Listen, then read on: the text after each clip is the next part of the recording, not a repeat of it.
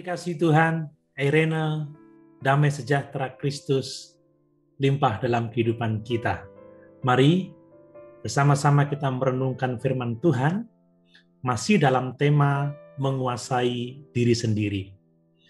Dan pada kesempatan ini, saya akan mengemukakan kebutuhan kita untuk menguasai atau mengendalikan lidah kita. Untuk itu, mari kita membaca ayat pokok kita yang menunjukkan bahwa penguasaan diri itu adalah buah Roh Kudus dalam Galatia pasal 5 ayat 22 dan 23, demikian firman Tuhan. Tetapi buah roh ialah kasih, sukacita, damai sejahtera, kesabaran, kemurahan, kebaikan, kesetiaan, kelemah lembutan, penguasaan diri. Tidak ada hukum yang menentang hal-hal itu. Jemaat yang dikasihi Tuhan, berbicara mengenai lidah, itu menunjuk pada perkataan yang kita ucapkan. Sebagai orang percaya, kita harus dapat menguasai perkataan kita. Apa yang kita katakan dan apa yang tidak kita katakan itu sama-sama penting. Perkataan yang tepat tidak hanya mengatakan kata-kata yang tepat pada waktu yang tepat, tetapi juga mengendalikan keinginan kita untuk tidak mengatakan apa yang tidak seharusnya kita katakan. Contoh lidah yang tidak terkendali adalah bergosip, merendahkan orang lain, menyombongkan diri, memanipulasi, mengajarkan ajaran sesat, membesar-besarkan sesuatu, mengeluh, dan juga berbohong. Sebelum kita berbicara, mari kita bertanya pada diri kita sendiri. Apakah yang ingin kita katakan itu benar? Apakah itu perlu? Apakah itu baik? Jemaat yang dikasihi Tuhan, Rasul Yakobus menuliskan dalam Yakobus pasal 3 ayat yang ke-6 demikian. Lidah pun adalah api. Ia merupakan suatu dunia kejahatan dan mengambil tempat di antara anggota-anggota tubuh kita sebagai sesuatu yang dapat menodai seluruh tubuh dan menyalakan roda kehidupan kita sehingga ia sendiri dinyalakan oleh api neraka.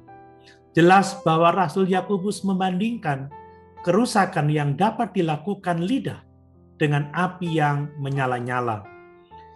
Ia mengatakan bahwa kejahatan lidah bersumber dari api neraka.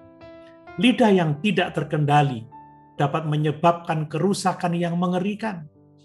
Setan menggunakan lidah untuk memecah belah orang dan mengadu domba mereka satu sama lain. Kata-kata kosong dan kebencian merusak karena menyebarkan kehancuran dengan sangat cepat dan tidak ada yang bisa menghentikan hasilnya begitu kata-kata jahat itu diucapkan. Kita tidak berani gegabah dengan apa yang kita katakan.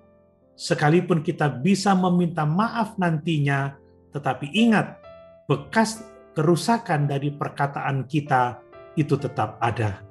Jemaat yang dikasihi Tuhan, beberapa kata yang diucapkan dalam kemarahan dapat menghancurkan hubungan yang membutuhkan waktu bertahun-tahun untuk membangunnya. Sebelum kita berbicara, mari kita ingat bahwa kata-kata itu seperti api. Kita tidak dapat mengendalikan kerusakan yang ditimbulkannya. Kata-kata kasar atau kata-kata yang menjatuhkan orang lain, bahkan dalam bentuk lelucon adalah dosa. Itu sebabnya Rasul Paulus menasihati kita dalam Kolose pasal 3 ayat yang ke-8.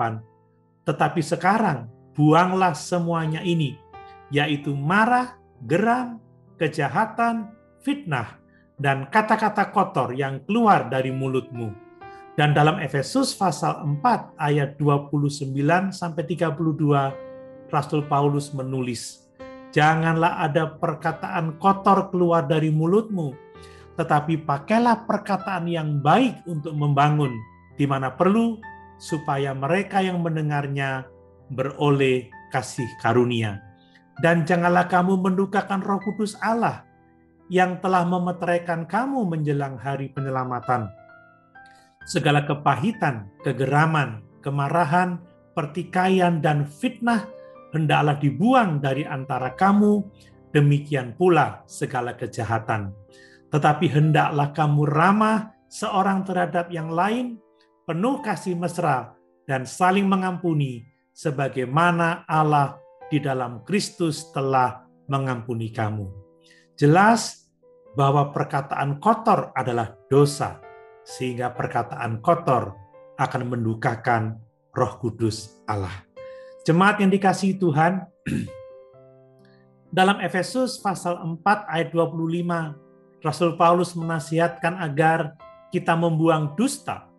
Demikian juga dengan perkataan kotor yang kosong atau yang sembrono, yang tidak pantas diucapkan, sebagaimana ditulis dalam Efesus pasal 5 ayat 3-4. Gosip dan fitnah adalah dosa. Menyebut nama Tuhan dengan sembarangan adalah dosa.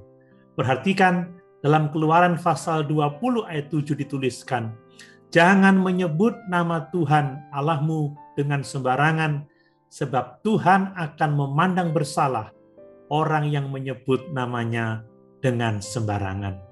Jemaat yang dikasihi Tuhan, untuk menyenangkan Tuhan, kita harus terus belajar menguasai lidah kita. Kita harus berhati-hati dengan perkataan kita, supaya kita mengatakan yang baik, mengatakan yang benar, mengatakan firman Tuhan, supaya orang yang mendengarnya mendapatkan berkat. Haleluya! Tuhan Yesus memberkati.